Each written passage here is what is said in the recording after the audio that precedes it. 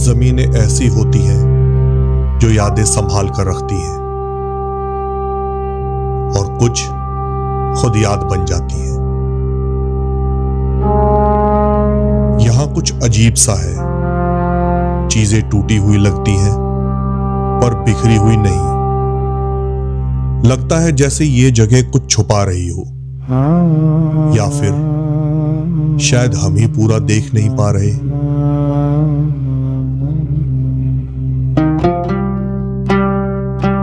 ये शहर खामोश है, पर इसकी खामोशी में भी एक गूंज है।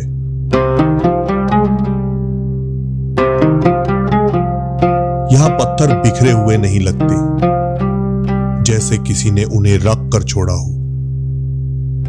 सवाल ये नहीं है कि ये शहर कब बसा, सवाल ये है कि ये इतना समझदार कैसे था।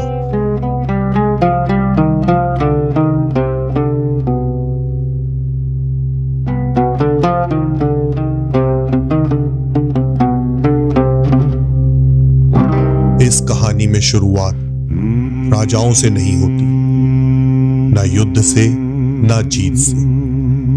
इस कहानी में शुरुआत होती है पानी से।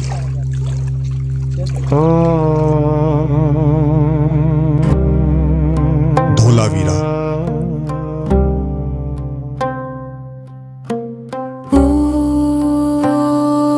रे हवा धीरे चल रे,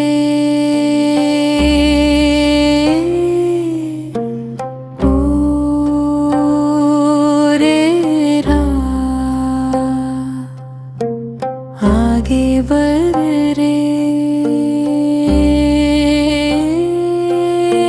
रुक जा रे मुसाफिर, ज़मीं कुछ कह रही है।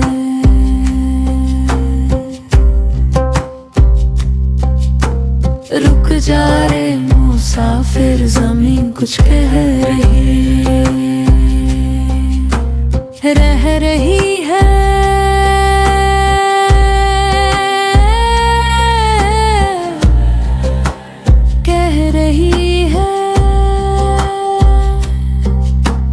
रुक जा रे मुसाफिर, ज़मीं कुछ कह रही है। रुक जा रे मुसाफिर, ज़मीं कुछ कह रही है। रुक जा रे मुसाफिर, ज़मीं कुछ कह रही है। आज से लगभग 5000 साल पहले, जब दुनिया जमीन जीतने में व्यस्त थी, तब ये शहर जमीन को समझने की कोशिश कर रहा था। ये सिर्फ एक हड़प्पन साइट नहीं थी। इस वक्त हम जहाँ खड़े हैं वो धोलावीरा के हड़प्पन सिविलाइजेशन की साइट है, और मेरे पीछे जो आप देख रहे हैं ईस्ट साइड का सबसे बड़ा रिजर्वायर है, और इससे बड़ा रिजर्वायर आपको यहाँ पे नहीं मिलेगा।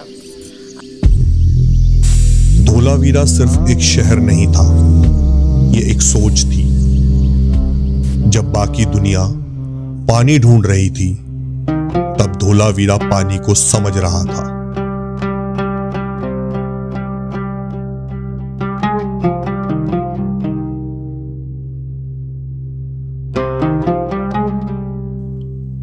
इस क्लाइमेट में पानी कम मिलता था, पर दिक्कत सिर्फ कमी की नहीं थी। दिक्कत यह थी कि जो पानी मिलता है वो भी ज्यादा देर टिकता नहीं। कभी जमीन पी जाती है, कभी धूप उड़ा ले जाती है। इसीलिए धोलावीरा ने पानी को रोकना नहीं, पहले संभालना सीखा। यहां पानी सिर्फ जरूरत नहीं था, वो एक जिम्मेदारी था।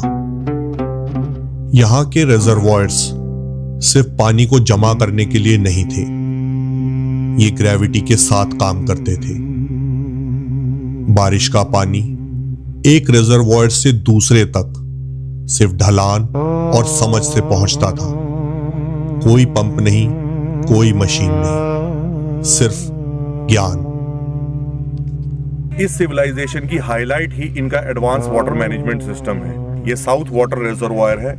और ऐसे ऐसे बहुत बड़े बड़े जायंट रिजर्वॉयर इस पूरी सिविलाइजेशन में बहुत सारे हैं, जिनके अंदर ये लोग पानी को कलेक्ट किया करते थे।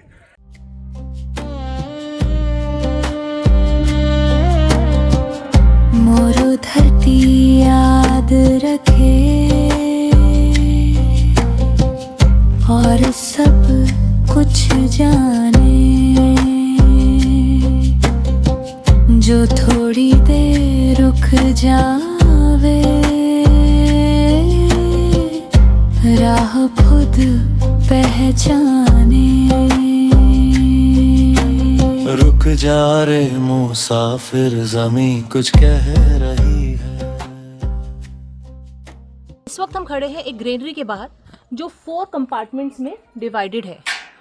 इन चारों का इस्तेमाल स्टोरेज हाउस की तरह यूज किया जाता था, अनाज को स्टोर करने के लिए। धोलावीरा में अनाज सीधा जमीन पर नहीं रखा जाता था। इस क्लाइमेट में मॉइस्चर और इंसेक्ट्स दोनों ही प्रॉब्लम थे, इसलिए ग्रेनरी के नीचे हवा के लिए जगह छोड़ी गई ताकि अनाज बंद ना हो, ताकि अनाज सांस ले सके। आज हम इसे साइंस कहते हैं, तब ये सिर्फ समझ थी।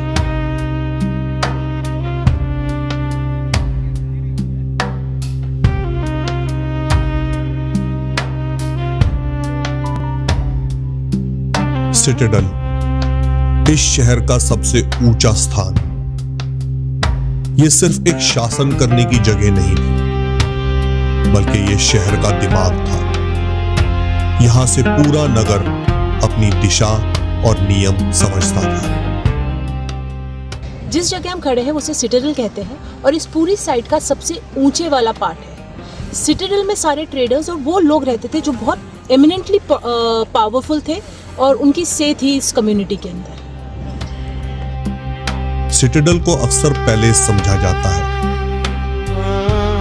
पर धोलावीरा में सिटाडेल सिर्फ रहने की जगह नहीं थी।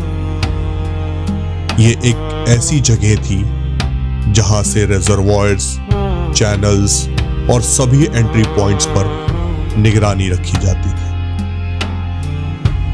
जब पानी लिमिटेड हो तो कंट्रोल का मतलब पावर नहीं होता। कंट्रोल का मतलब होता है गलती की सारी गुंजाइशों को कम करना।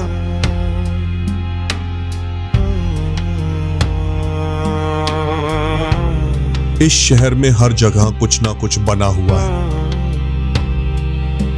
इस खुले मैदान को छोड़कर शहर को सिर्फ घर नहीं चाहिए होते, एक शहर को खाली जगह भी चाहिए होती है। ये ओपन ग्राउंड कोई वेस्ट नहीं था, ये इंटेंशनली छोड़ी गई जगह थी। गैदरिंग्स के लिए, मूवमेंट के लिए, शहर को भारी होने से बचाने के लिए। आज हम शहर को भर देते हैं, पर धोलावीरा ने शहर को सांस दी।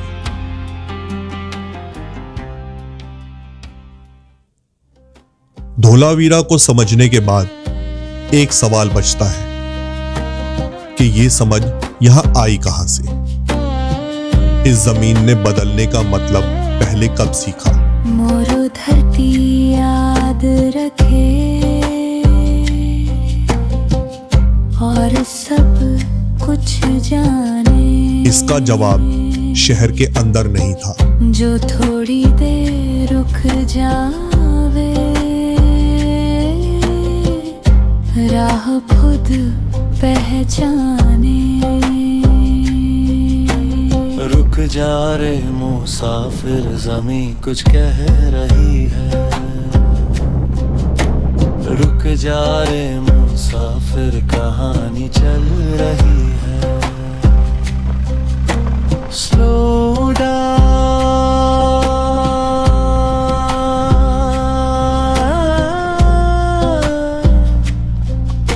लिसन।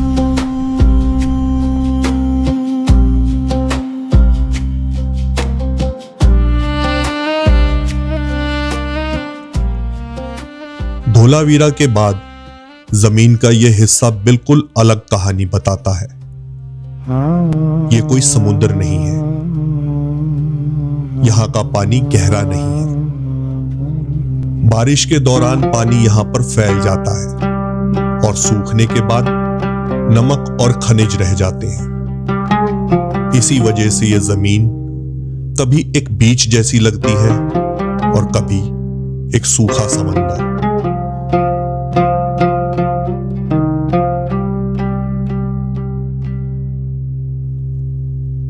ये जो पत्थर आप देख रहे हो, ये असल में पत्थर नहीं थे, ये पेड़ थे, कभी जिंदा और कभी हवा और पानी का हिस्सा।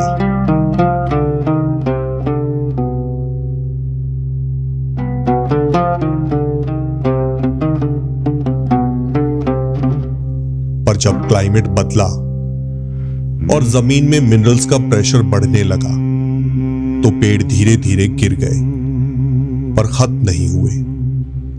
उनके अंदर का ऑर्गेनिक हिस्सा डिसॉल्व हो गया और उसकी जगह मिनरल्स भरते गए, पर फॉर्म वही रही, सिर्फ मद्दा बदल गया।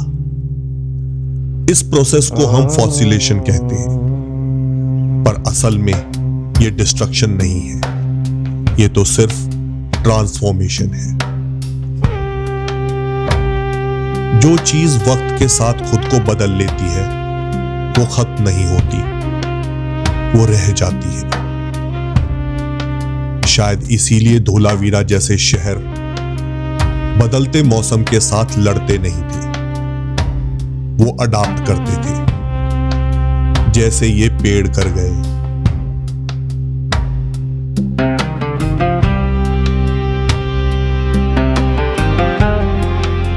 यहाँ के बुजुर्ग बताते हैं कि जंगल कभी हरा भरा था। उनके लिए ये सिर्फ एक फॉसिल नहीं, ये यादें हैं जो जमीन ने संभाल कर रखी है। ये भी लकड़ी का ही है?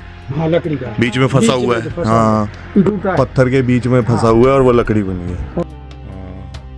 एकदम पत्थर है भाई, मतलब ऐसा नहीं है कि मतलब लकड़ा है ना, बिल्कुल प्रॉपर पत्थर है, न खून भी नहीं जाता अंदर। इस वेटलैंड के उस पार पाकिस्तान का इलाका शुरू हो जाता है, लेकिन जिस जमीन पर हम खड़े हैं वो इस सरहद से बहुत पुरानी है। ये पत्थर तब के हैं जब इस जमीन का कोई पॉलिटिकल नाम नहीं था, तब सिर्फ क्लाइमेट थी, पानी था और वक्त। अरे ये है ना, जो ये किनारा अपना और रण का, ये दरिया का जो किनारा, जो बोलो रण बोलो, दरिया बोलो, समुद्र, तो वो किनारा है वो पाकिस्तान वाले। यहां से निकलते हुए ये महसूस होता है कि धोलावीरा कुछ सिखा नहीं रहा, बस याद दिला रहा है कि जो वक्त के साथ बदलना सीख लेते हैं वो खत्म नहीं होते।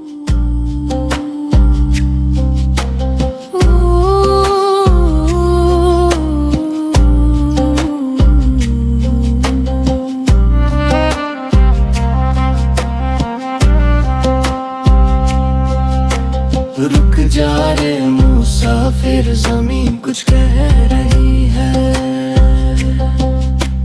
रुक जा रे मुसाफिर, कहानी चले रही है। स्लो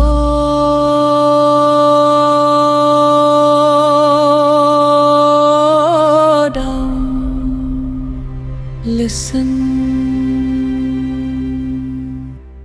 रुक जा रे मुसाफिर, ज़मीन कुछ कह रही है। रुक जा रे मुसाफिर, कहानी चले रहे।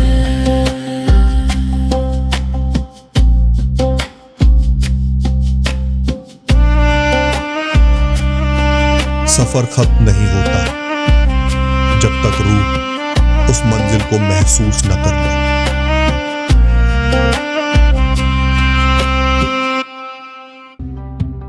रुक जा रे मुसाफिर, ज़मीं कुछ कह रही है, रुक जा रे मुसाफिर, सांस यहीं